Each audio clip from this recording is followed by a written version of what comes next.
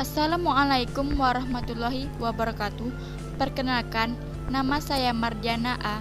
Saya dari Prodi Pendidikan Agama Islam di Universitas Islam Negeri Sultan Taha Saifuddin Jambi.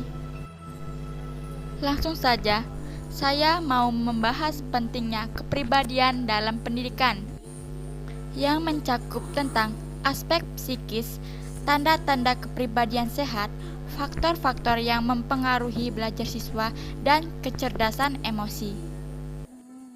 Selanjutnya, penelitian yang dilakukan oleh Eric Knoftel dan Richard Robbins membuktikan bahwa sifat-sifat kepribadian adalah prediktor yang kuat untuk banyak aspek kehidupan. Salah satu area yang telah menerima banyak penelitian adalah hubungan antara sifat dengan performa akademis yang diukur melalui skor yang berstandarisasi dan indeks prestasi kumulatif atau IPK. Dari buku Peter Loster yang berjudul Personality Test yang diterjemahkan oleh G.H.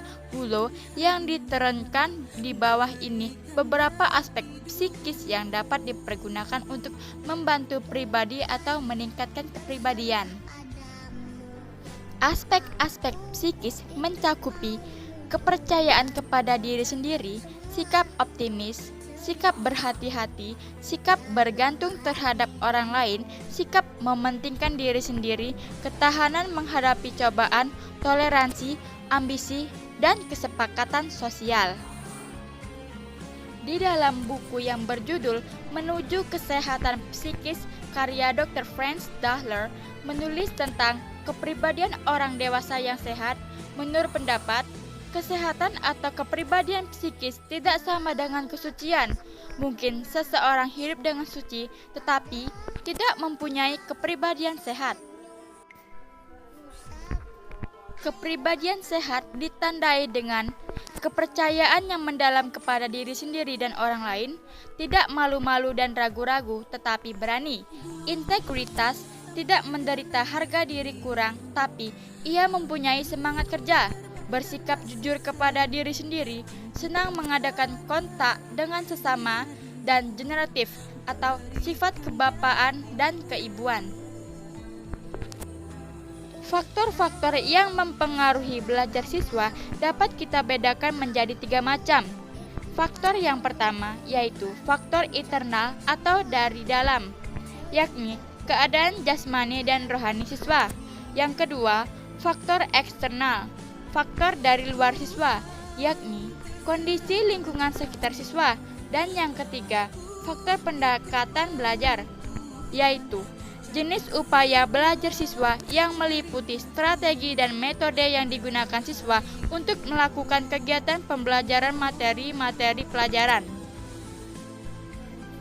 Pada kecerdasan emosi, hasil-hasil penelitian psikologi kontemporer menunjukkan bahwa di samping adanya faktor yang berasal dari IQ, ternyata belajar dan prestasi sangat ditentukan oleh emotional intelligence atau kecerdasan emosi.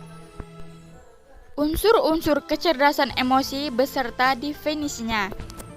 Unsur yang pertama, kesadaran diri. Definisinya, mengetahui apa yang kita rasakan pada suatu saat dan menggunakannya untuk memandu pengambilan keputusan diri sendiri dan kepercayaan diri yang kuat. Yang kedua, pengaturan diri. Definisinya, menangani emosi kita sedemikian rupa sehingga berdampak positif. Kenapa pelaksanaan tugas, peka terhadap kata hati dan sanggup menunda kenikmatan sebelum tercapainya suatu sasaran, mampu segera pulih dari tekanan emosi. Yang ketiga, motivasi. Definisinya, menggunakan kita yang paling dalam untuk menggerakkan dan menuntun menuju sasaran.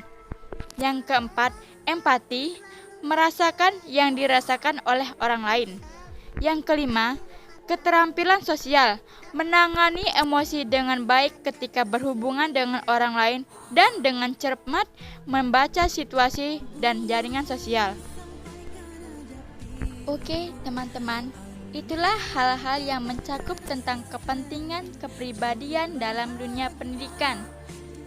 Semoga kita lebih bisa mengontrol emosi kita sesuai dengan unsur-unsur kecerdasan emosi. Dan jangan mudah terpengaruh oleh orang lain, karena belum tentu orang lain lebih hebat dari kita, oke? Sekian dan terima kasih. Saya ucapkan Assalamualaikum warahmatullahi wabarakatuh.